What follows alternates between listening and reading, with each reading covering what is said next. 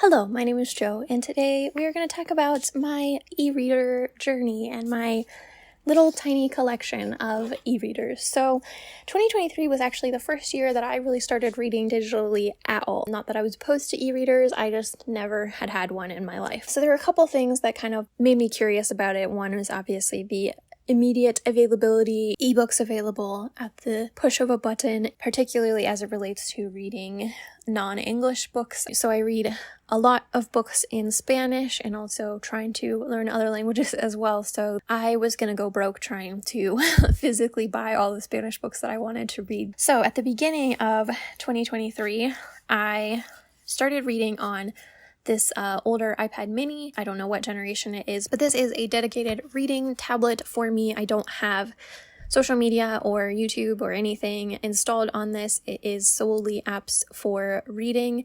And I also tried to make it a little bit more reading friendly. I have like a matte paper like screen protector on here. I turned the warmth of the light way up so that if I'm reading at night, there's less blue light, still has blue light, and all the apps are always on dark mode. There's no notifications turned on this whatsoever. So anyway, that's just kind of things that I did to try to turn this into a little bit more of a friendly e-reader experience. So this was extremely inexpensive, and that was basically why I wanted to use this as a test run of e-reading. And we'll get into pros and cons of each of the things, but there are actually significant pros to this in specific situations. Obviously, it's not a dedicated e-reader, and so there are definite cons with it as well. So this was my first foray into e-reading, and I really liked it. So I got my dedicated e-reader, which is a Onyx Boox Leaf 2.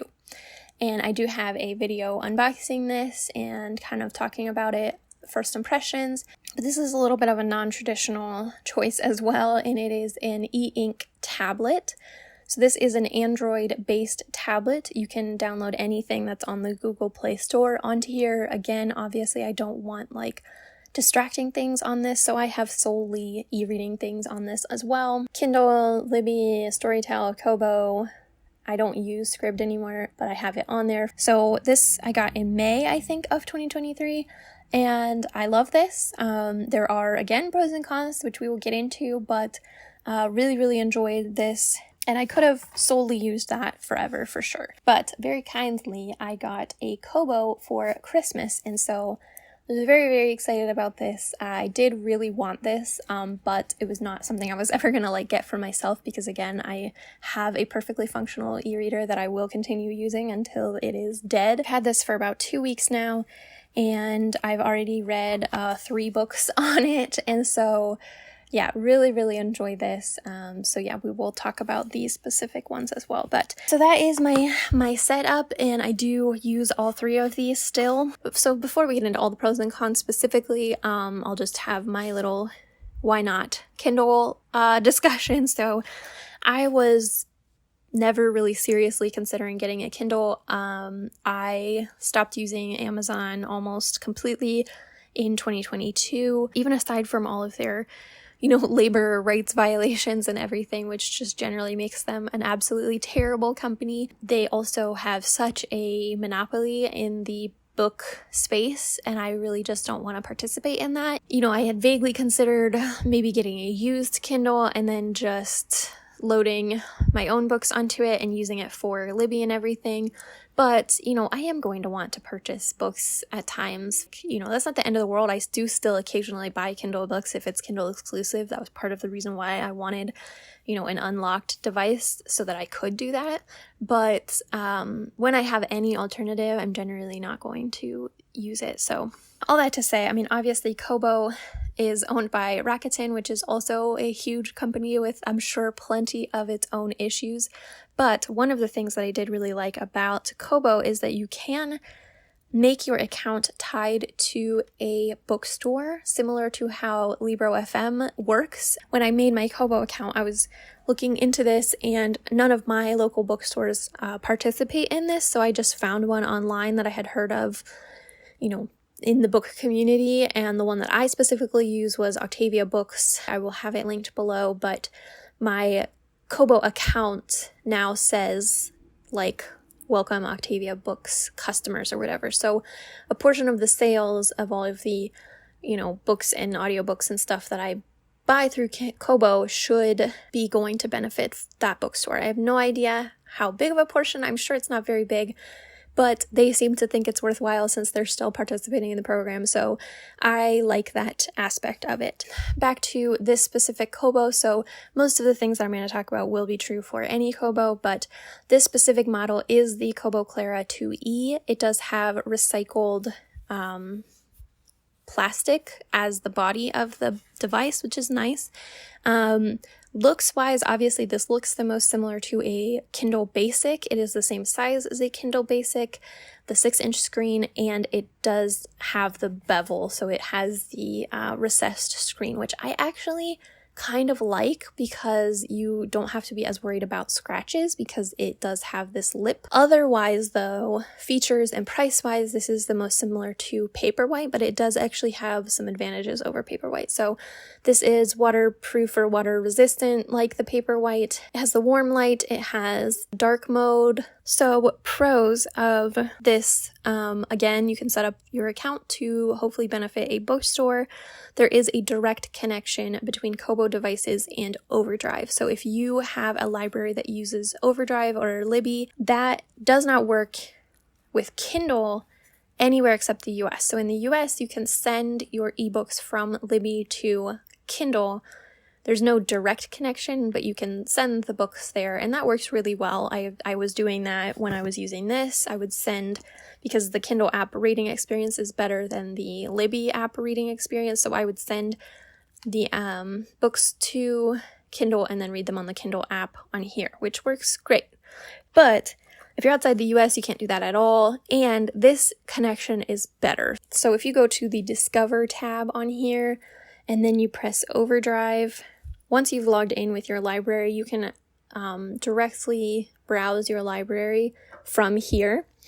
And as well, if you are in the Kobo store on here and let's just pick a book. So we're on Shift, the second Silo ebook.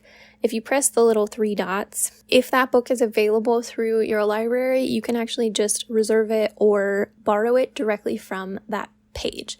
So that is so nice, and these do sync across your Kobo app. So I have Queenie out from the library, and so this shows up on my Kobo app on my phone, it shows up on my Kobo app on my Android device, and it shows up on my device here, which again is the same as Kindle, but I was, concerned that if I borrowed it through this device that it would only be on this device, but no, it does sync across all of your Kobo account. So that connection to me is much better, with one caveat, which is our first con, which is that right now multiple library connections are not working with Kobo. Apparently this is something that used to work in the past, but currently it's not working, and it's not working for me. I have many library cards. I live in a state where libraries are state funded, so you can get a library card to any library in the state.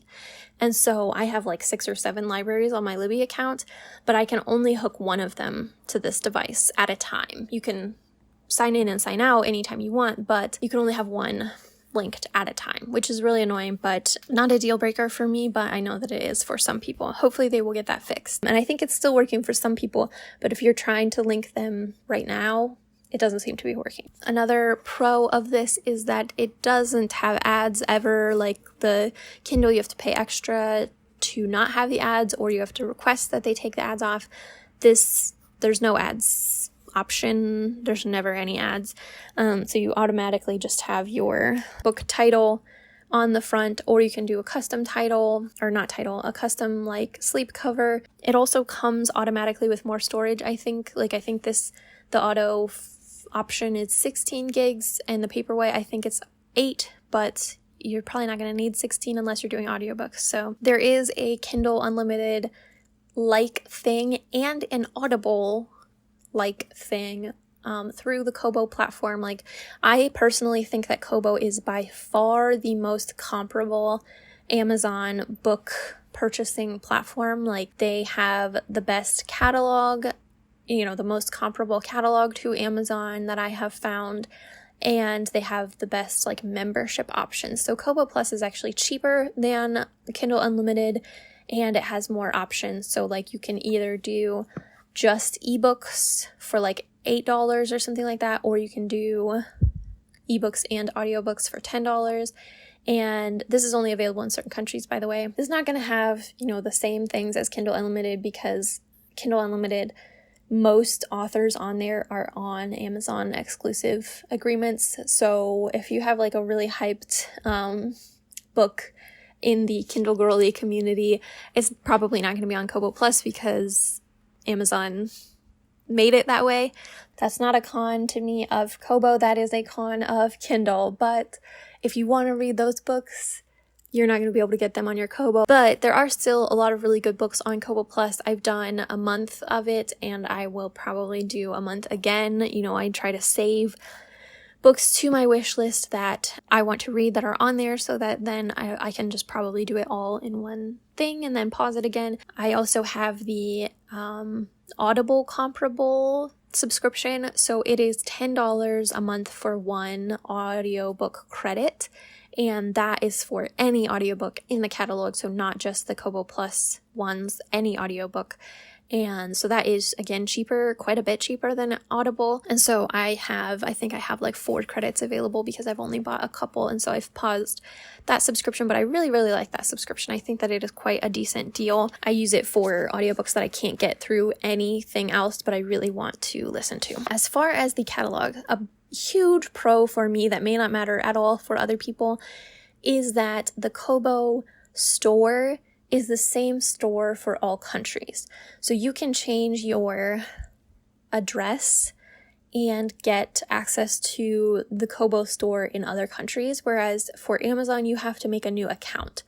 And so like this Palestine book that is on the cover here, I bought that from the Kobo Spain store, and then I switched mine back to the US so that I can use the overdrive function. But I would put your device in airplane mode so that you don't mess up your device settings. But once you have bought the book, it's associated with your Kobo account. It is not region locked or whatever, and you don't have to make a new Kobo account unless you want to for each country, which I think is a huge advantage over Kindle, because for Amazon, if it's on, like if I wanted to buy a book from Amazon.es, I would have to make a new account, and then I wouldn't be able to read it on the same device logged into the same account. So if you don't read multiple languages, that's probably not a huge deal, but it is a very big deal to me. And then the other thing, I haven't done this and I don't think that I will,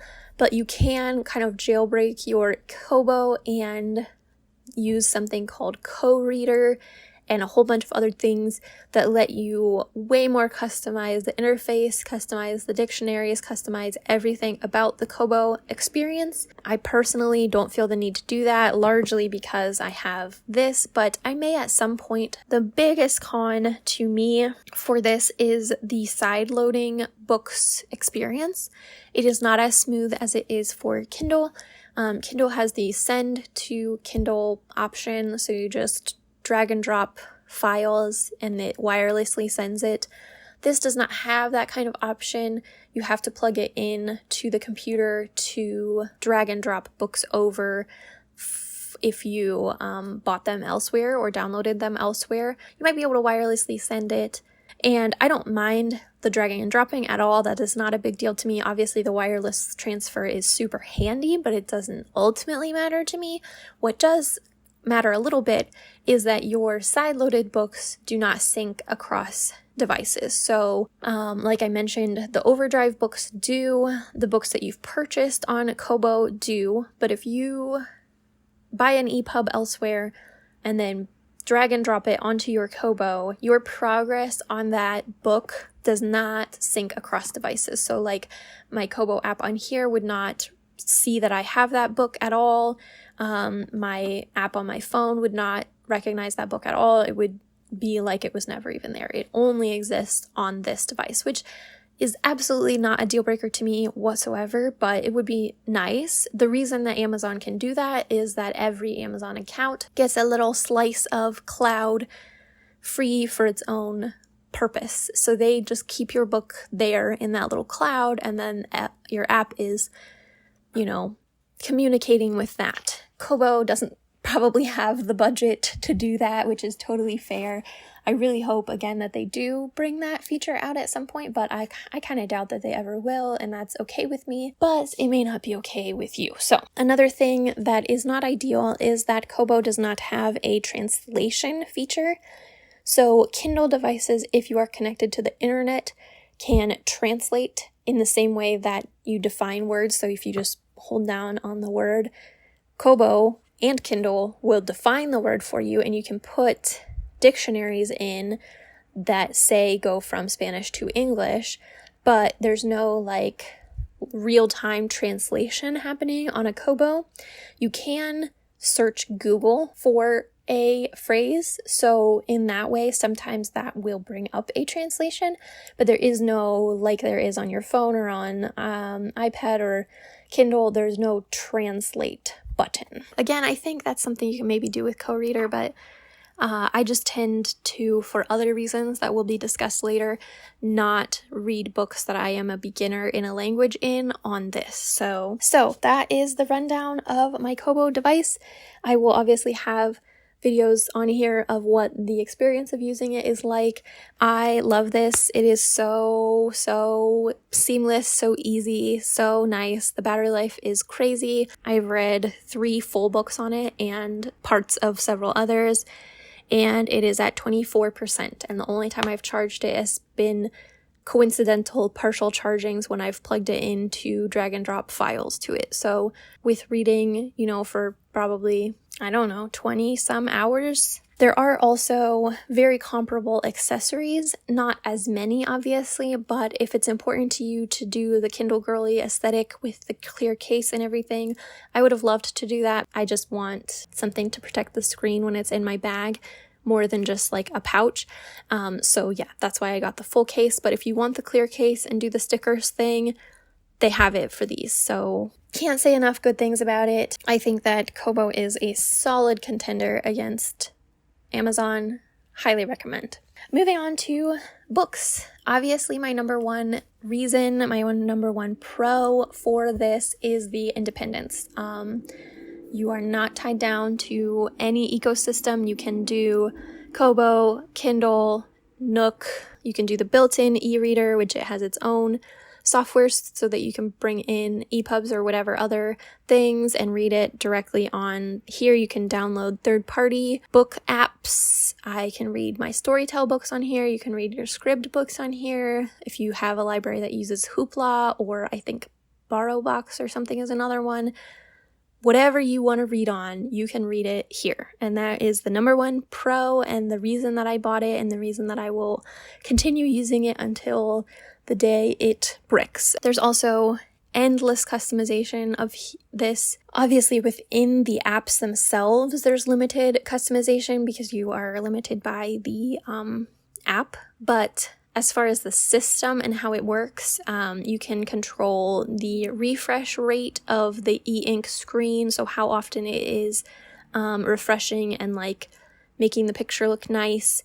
You can control the light. You can make it fully warm, fully cool, any custom mix that you want. You can make the screen gestures different. So the way that I have it set up, swiping up from the middle takes you back to the home screen. Swiping up from the side lets you force close your apps.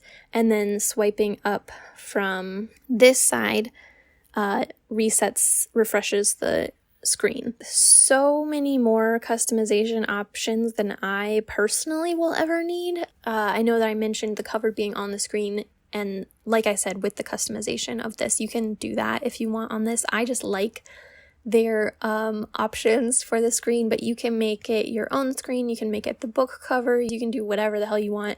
I just really like their built-in ones because they're a little elephant and a little bunny, and I just think they're cute. This does have wireless transfer. If you are doing the built-in e-reader, you can go to a website on your laptop or whatever and send files to this. Also, obviously, if you are using the apps, like you can use the Send to Kindle and then use the Kindle app. This will let you read things and listen to things at the same time if you want. So like if you have the ebook through Kindle and the audiobook through Libby, you can listen to the book on Libby and read it on Kindle at the same time, which is something that is not an option on, I don't think, on Kindle or Kobo. It's definitely not on Kobo. You can also do the Whisper Sync function on this because it's an Android tablet. So if you have an Audible and an ebook on Amazon, you can do the Whisper Sync thing, which I know a lot of people are disappointed that you cannot do that on Kindle devices. So not on this one, but on other books models, there are color options. There are color e-ink options. So if you want to read graphic novels or manga or something that is in color, there are options. They are quite expensive, but they're there. There's 3 cons I can think of specifically that are like not just nitpicking. Obviously, none of them are deal breakers to me since I love this device and haven't returned it. The first one is the battery life is not nearly as good as it is on a locked device because it is running Android. There are background things happening and, you can control that to some extent by keeping it on airplane mode, keeping the Wi-Fi off, restricting what apps are allowed to do in the background and that sort of thing.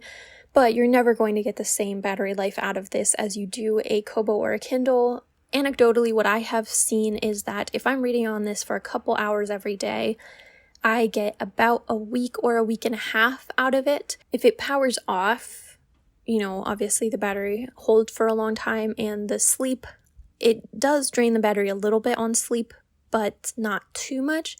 But when you're using this actively, especially if you're like syncing all your apps, like you've turned the internet on and you're like letting all of the things download, you can watch the battery go down. Not like dropping dramatically, but if you're on it for like 20 minutes, refreshing all your apps, downloading all your new books, you'll see it go down like 3, 4, 5% in that amount of time.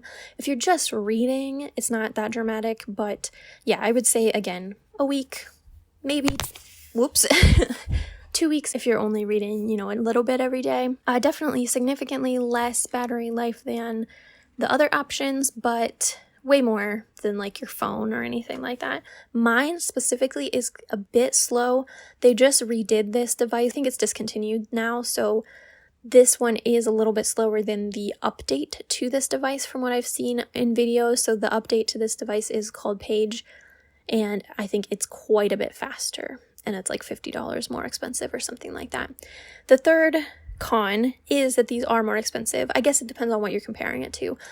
So this device is most comparable to a Kobo Libra. Mine was like $20 more expensive than that, but this is actually cheaper than the most comparable Kindle, which is the Oasis. So, it does vary, but in general, these are going to be more expensive than the most comparable locked devices. I guess the last thing would just be that it's not as simple, I think a lot of people for an e-reader, and kind of myself included, want to just open it up and start reading, and this one, yeah, you're gonna have to click around a little bit more. So finally, I do just want to talk quickly about the iPad because for specific cases, this is actually the best option, and I do still use this. So where I think this really shines is for language learners or for people, reading unfamiliar things, whatever the case may be, or if you need a screen reading device. I imagine that there are apps that do that you could get on the books because it's an Android device. There are probably Android apps that do that. I haven't tried it because I don't need it. I have this, but Apple, has a decent screen reading built in to the accessibility features of Apple devices. And so there are books that I'm reading that I don't have access to an audiobook for, and for language learning, I really prefer to have the audio along with the book. And so you can just have Apple read it to you. This is a little bit buggy. You do sometimes have to do some tweaks to get it to work right.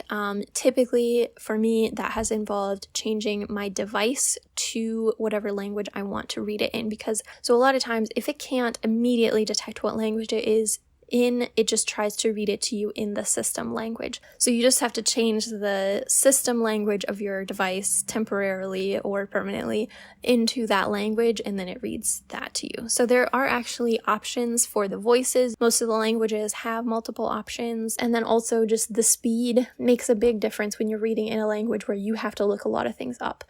I, at this point, can read in Spanish almost as if it's in English. I mean, I certainly look up a lot more words, but it doesn't interrupt the flow of my reading. How slow the e-ink screens are at pressing and looking things up, that's gonna sound really high maintenance, but it's not when you're learning a language. Like, it truly does become a chore to do it on an e-ink device, especially if you're listening along with the audiobook, because you either have to let the audiobook play and try to catch up later, or you have to be pausing the audiobook constantly. It sounds like a high maintenance thing, but it's really not. And that's why any language besides Spanish or English I'm reading on here, just exclusively. The pros of an iPad obviously are super fast response time, way faster than either of these options, because it's just a completely different processing system. You do, again, have complete app freedom. You can download the Kindle app, the Kobo app, the iBooks app, the whatever the hell you want app, as long as it's available on Apple. There's also language learning specific apps that you can download or websites that you can use. So like here's one that I am trying out called Read Lang, and you can have it read you the page for one thing, and just not even a long press, just a short press shows you the meaning of the word. It is obviously in color. And then the cons, obviously the LED screen is the essential deal breaker of this device.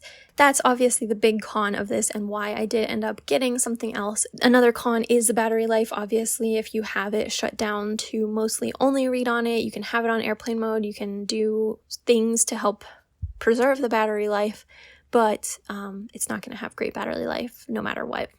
Especially mine is older, so the battery drains fairly rapidly. So, I only have to throw this on the charger a couple of times a week, but still, it's not like something where you can go on a trip and not have to charge it the whole time. If you were reading technical things where you're going to look up a lot of stuff, if you're reading in a different language than you're accustomed to reading in, if you need a screen reader, this to me is way better. I find this truly a game changer from a language learning perspective, both from reading physically and from reading on an e-ink screen. Like, this will always have a place in my routine for that reason. So yeah, that was the crash course on why I have the e-readers that I have and what I think the advantages to each are. I honestly don't know. Like, I was gonna try to say if I could only pick one, which I would pick, but I honestly don't know which it would be. This setup is perfect for me. I have covered all of the bases. I have everything that I need. I love this setup. So yeah, if you have questions, feel free to leave them in the comments and I will do my best to answer, and I will see you in the next video.